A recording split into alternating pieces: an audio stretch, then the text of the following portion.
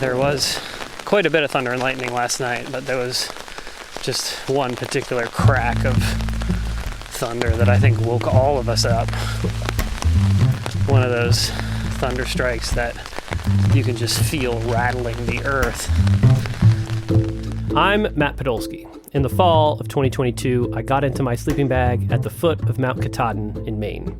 I had hiked more than 2,000 miles of the Appalachian Trail, and my journey was coming to an end. I feel this looming shadow of Katahdin, even though we haven't had very many good views of it. Just knowing that I'm so close to climbing it and finishing this hike just makes it feel like this enormous looming presence. I had been hiking for 6 months, half a year of my life. I missed my wife and son. I missed bathrooms and hot meals. But I had also bonded with new friends and pushed myself harder than I ever had before. It was surreal to know that it was almost over. One more night in the tent. One more night in the tent. Normally, when I get into my tent at the end of the night, I just pass out almost immediately because I'm so tired from the day's hiking, but I don't know if I'm going to be able to sleep. For thru-hikers, Katahdin is a symbol, the end or the beginning of an entire stage of life. But Katahdin is a lot more than just the northern terminus of the Appalachian Trail. To the Wabanaki people, it is the greatest mountain and their most important sacred site. And to Mainers, it is a protected wilderness that represents the remote beauty the state is known for. And like a lot of the things I learned about on the trail, these symbols and the people who believe in them don't always see eye to eye. This is Common Land, and in this episode, my journey comes to an end.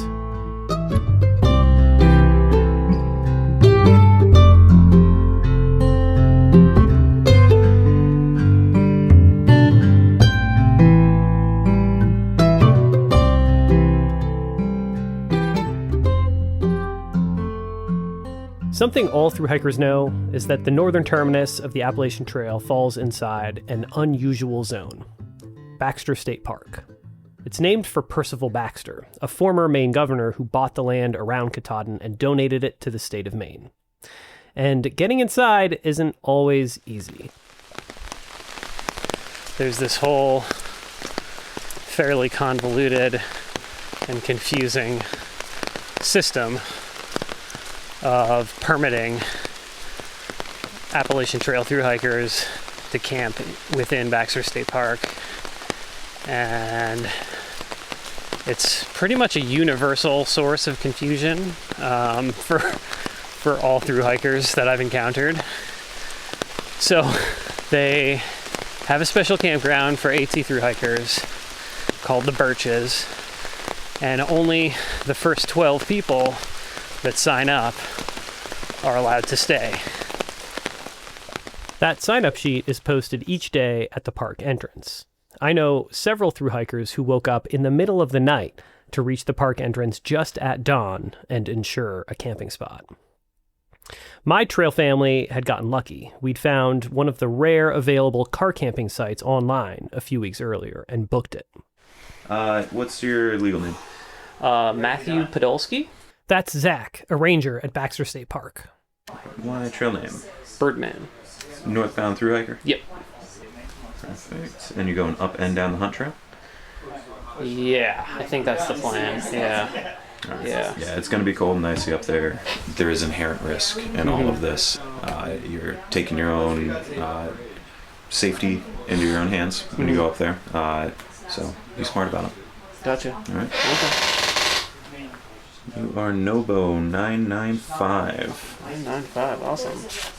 And so you get to keep that. Okay. This, make sure you give to the gate when you leave. That's how we know you got out of the park safe. Thanks, man. Absolutely. Good to meet you. Appreciate it. Gladly. It's a unique park. There's no other park set up with the governance and structure as Baxter. That's Patty Cormier, Maine's State Director of Forestry and the chair of the Baxter State Park Authority. part of that uniqueness of the park is this amazing donation, right, from Percival, former Governor Percival Baxter.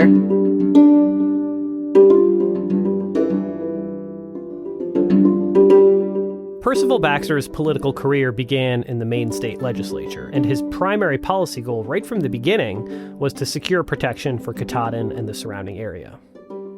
Twice, he introduced bills proposing a Katahdin State Park, and both times they failed to pass. So in 1930, he turned directly to the owner of the land, Great Northern Paper Company. He purchased almost 6,000 acres, encompassing most of Katahdin, with his own personal funds. The next year, he donated the land back to the state of Maine, establishing Baxter State Park. Over the following decades, he continued buying up property, expanding the park by over 30 square miles. Today, it's one of the biggest state parks in the entire country.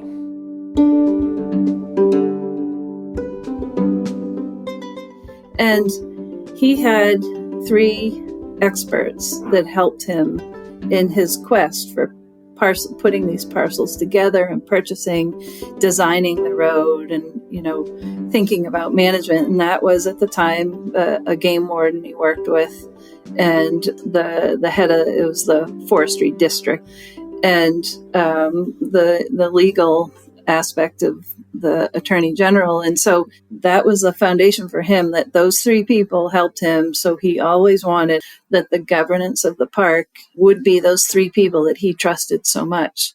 Those 3 positions, the Maine Attorney General, the Director of the Maine Forest Service, and the Commissioner of Inland Fisheries and Wildlife, now make up the Baxter State Park Authority, which is responsible for decision-making within the park.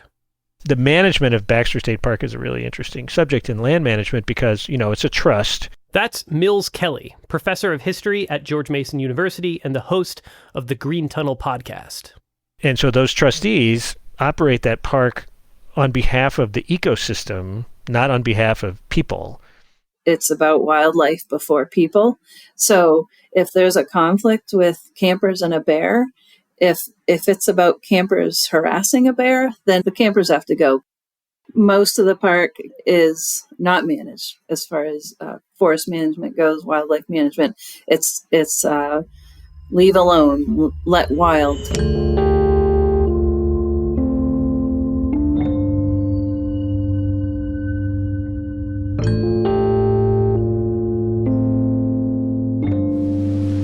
Strong winds were blowing through the trees as I started my way up Katahdin. All right. This is it. Starting up the hunt trail to the top of Katahdin. Last 5.3 miles of the Appalachian Trail. Yep. Pretty surreal. Pretty surreal feeling to be at the end. Almost 6 months of intense effort is coming to an end today. It was September, which at high elevations in Maine can feel more like midwinter. All right, well, a good ways up, maybe like halfway up Katahdin here, and a group of thru-hikers, including a few folks we know, just came down the opposite direction. They made it to the tree line and then turned around. They said the wind was really bad, like 50 miles per hour or maybe, and they decided not to go up to the summit. But still got part of our group is still ahead, so I'm at least going to get up to the tree line here and scope it out for myself, see what everyone else is thinking. But that would suck if we had to go back down and couldn't summit today.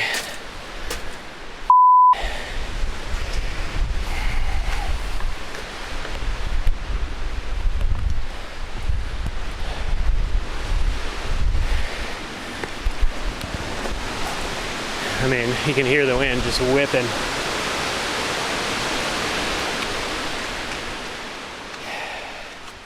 For thru-hikers, Katahdin is a rite of passage. But Baxter State Park is managed under strict rules. On Katahdin's summit, groups of more than 12 people aren't allowed, and hikers are asked to stay reasonably quiet and refrain from drinking alcohol. The fact is, hikers going to the summit of Katahdin have been misbehaving for decades. Again, that's Mills Kelly. And have been trampling fragile flora and have been, spraying champagne around or beer around up on the summit and, doing all the things that they're not allowed to do because the attitude is, hey, I hiked up here, I get to do what I want to do. Conflict between Baxter State Park and the Appalachian Trail had been brewing for decades, but came to a head in 2014. Then director of the park, Jensen Bissell, drafted a letter to the Appalachian Trail Conservancy. Bissell wrote, quote, "The Appalachian Trail model seems to be based on unlimited growth in use, while Baxter State Park operates under a fixed capacity model." End quote. He concluded the letter by suggesting that if the Appalachian Trail Conservancy didn't institute a permitting system so that they could limit the number of thru-hikers, Baxter State Park might insist on relocating the trail's northern terminus. It came really close. It came really close to the sign coming off the summit of Katahdin and being in the parking lot at the base. Because the trustees were done. They were done with misbehavior up on the summit.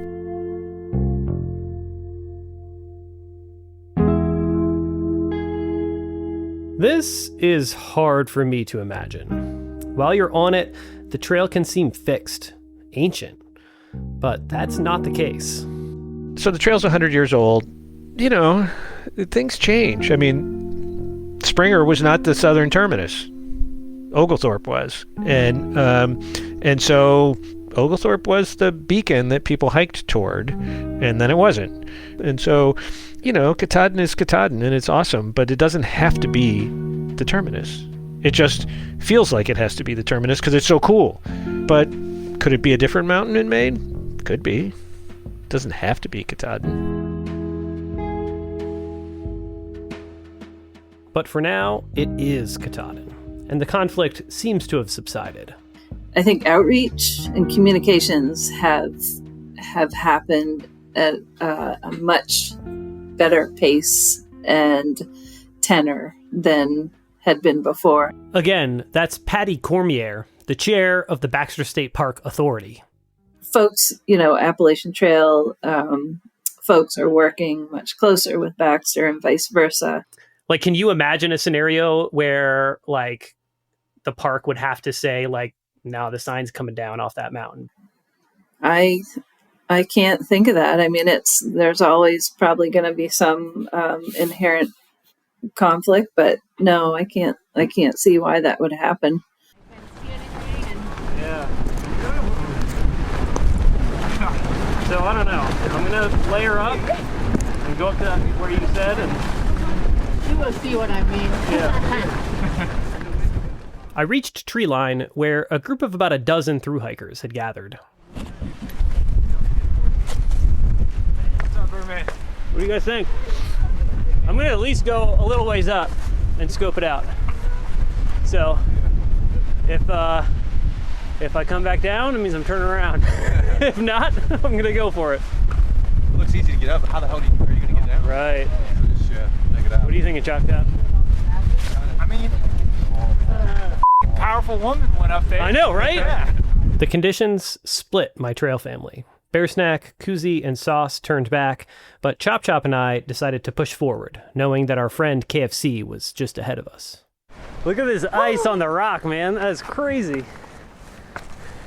The whole side is just coated in a layer of ice. Yeah. It's gnarly. Gnarly. Winter is here. Yeah. We're almost at the top of the steepest section of the trail.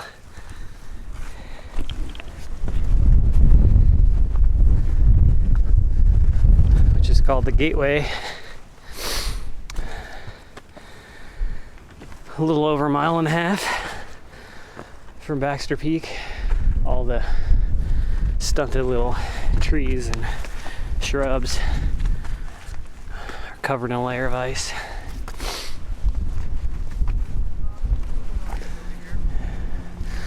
It's actually beautiful. It's amazing.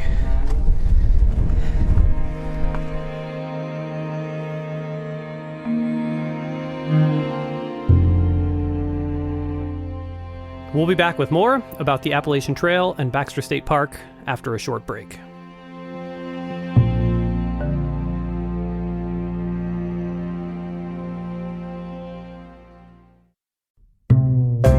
Hey there, adventurers. Are you ready to hit the trail this season? If so, check out Big Agnes, the mother of comfort.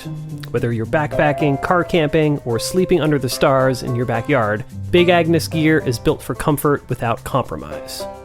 Their award-winning sleeping bags, pads, and tents are lightweight, durable, and feel like home, no matter where you roam.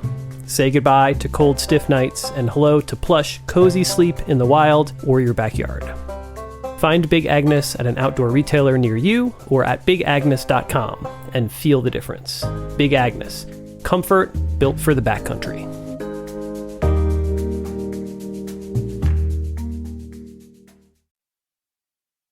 We're back. I'm Matt Podolsky, and this is Common Land, a show about the Appalachian Trail.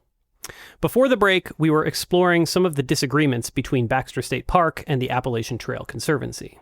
But there is also a history of conflict between the park and nearby Indigenous nations. We are the land, and the land is sort of the very driving force of our resistance to colonialism throughout history and into the present day. That's Nolan Altivator, a citizen of the Passamaquoddy tribe and an educator and storyteller who works for the Passamaquoddy Tribal Preservation Office. You know, there may be no homogenous worldview or indigenous identity, but there's these fundamental understandings that how we have structured our socioeconomic lives and relationships directly impact the sustainability of our homelands, and that the teachings found within our oral histories and other forms of knowledge sort of convey this, and that conceptions of nature in these systems were not often, separate from us, as I was saying. Like, we are the land, and what happens to the land happens to us. That's putting it very, very simply, but it is a lot more complex than that when you actually see sort of how Indigenous knowledge systems build relationships with their homelands.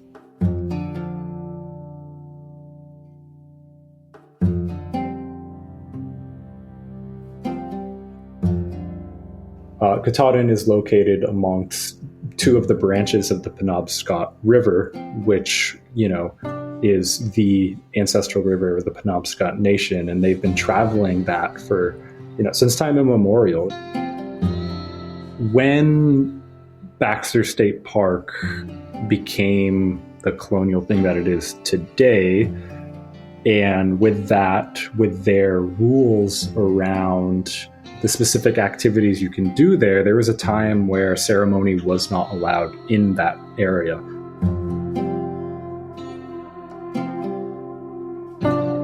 Recently, there was legislation put forward to appoint a Penobscot tribal member to the Baxter State Park Authority.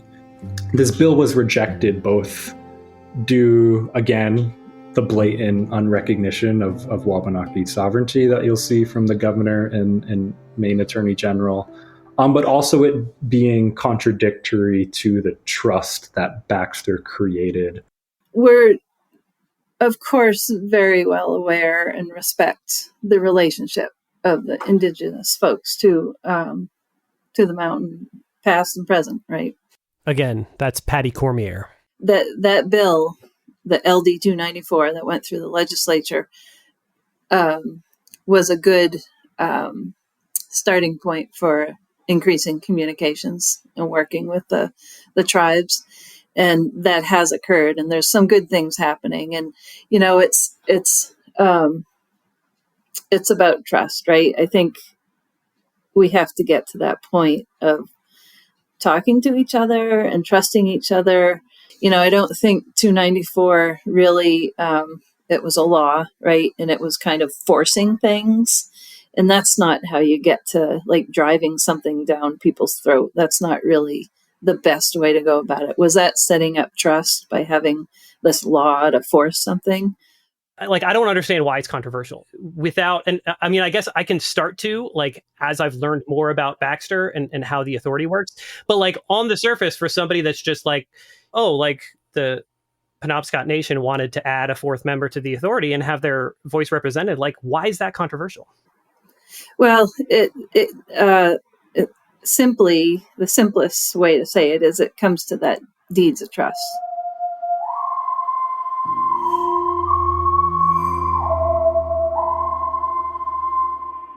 The deeds of trust. These are the conditions that went along with Percival Baxter's donation. And they're a big deal because there's a clause in there saying that if the deeds of trust are broken, the lands will revert back to Baxter's family. What makes this even more difficult is that the deeds aren't always the easiest documents to interpret. It's not so structured. You've just got to work around this document from long ago and what he wanted at that time and adjust it to what's going on now, saying, what would he do now? He wasn't dealing with that then. It makes me, like, as you're talking about it, I'm thinking about, like, constitutional scholars, right? And, like, originalists versus, like, you know what I mean? Like, it sounds like really similar to those kinds of debates, right? Yeah, exactly. No, that's a good analogy. If we run with that analogy and we think of the three-person Baxter State Park authority as the equivalent to the Supreme Court justices tasked with interpreting the Constitution, it's clear that all three members of the Baxter State Park authority are originalists. It feels like there's not much room for treating the deeds of trust as more of a living document. But that could be fueled, in part, by a fear of the consequences of breaking Baxter State Park's deeds of trust. So it came down to this legal question of putting another person on it was going to break that deed. Breaking that deed, it's also spelled out that the land reverts to family of Baxter.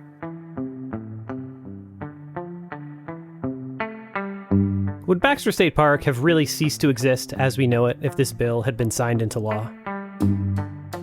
This kind of action, adding a new member to the Baxter State Park Authority, has never been tested in court. Nobody can say for sure what might have happened had the bill passed. Here's Nolan Ultivator. They were kind of scared that wouldn't that make the trust null and void if we're going against it? It's like my response to that is like, and like, yeah.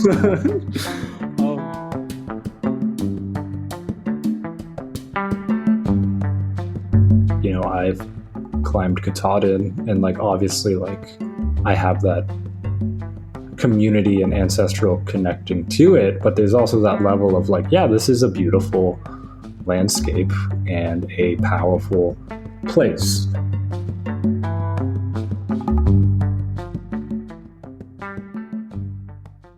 When I reached Katahdin Summit, KFC was the only other person there. It is less windy right at the top. Or maybe the wind just died down. I don't know. Died down. It was pretty. That was gnarly. That last half mile, the man. Last stretch. Oh my god. But Chop Chop and another hiker, Wrong Way, were just a few minutes behind me. Yeah, guys, he made it. We made it. Wild man.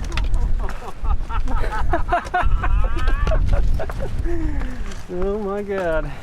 I told all of them. I said, KFC hasn't come back yet. Just go. Go. I know. Everybody was congregating down there. They're like, but KFC's not here. She just went. She just did it. Woo! Yeah!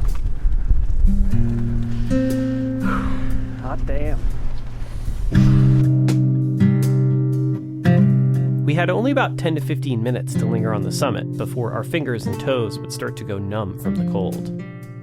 At the summit is a wooden sign, kind of like a weathered sandwich board. It's a tradition for thru-hikers to stand on the wooden plank in the back and have their picture taken. My friend, Chop Chop, stepped up to the plank first. Okay. Be careful getting up there. The back is covered in ice. Oh, yeah. Want me to hand you your poles? So wait, do you want a video of you getting up there, or? Once I get up there, yeah. Okay. Yeah. Yeah! Let's go! Woo! Proud of you. Birdman, you want your photo? Yeah. And then it was my turn. The wind was whipping. There was no view, but I had made it. Where is everybody? Why aren't they up here to celebrate? Woo! Hey.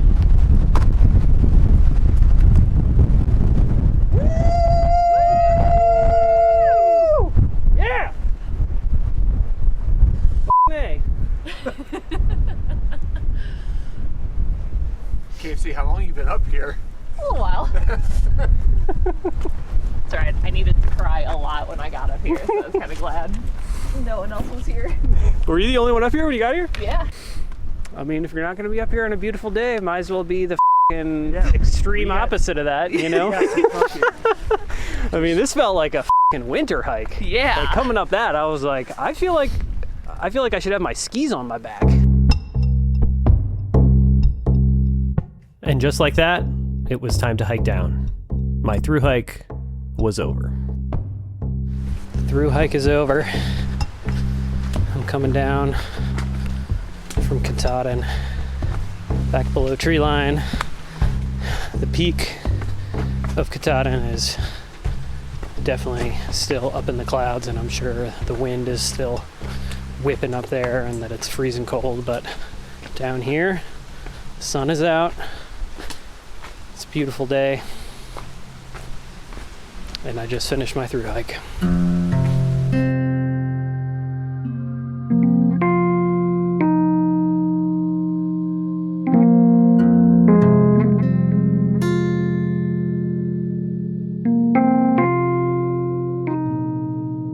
Of course, after 6 months living on the trail, it isn't easy to just stop. I was reluctant to leave, especially knowing that some of the other members of my trail family had yet to make it up to Katahdin's summit. So a couple of days later, I joined them for their second attempt. So I just made it up onto the tablelands, and it's spectacular. It's amazing. I mean, clear day, barely any clouds in the sky. There's some wind, but it's very comfortable temperature. It's just I can't, there's no way to put into words these views that I'm getting. They're spectacular, breathtaking. What I learned over 6 months on the Appalachian Trail is that things are always changing. 100 years ago, the first Appalachian Trail Conference was held, and the AT was born. But some of the actual paths that the AT follows are ancient. These 2,200 connected miles can feel as old as time, and in a sense they are, but they aren't static. They are constantly changing, and the pace of that change has accelerated. The next 100 years will bring dramatic changes to this iconic trail, but as long as people keep hiking, the trail will persist. I enjoyed every moment of that final climb and stood on the summit again, this time with 24 hikers who had just completed the journey of a lifetime. Congrats, guys. Yeah, same to you. You're almost there. Houston! Yes. Hey, when Hey. you're done, why don't you guys take a picture for me? Of course. Of course. Okay, here you go. Yeah. Hit it.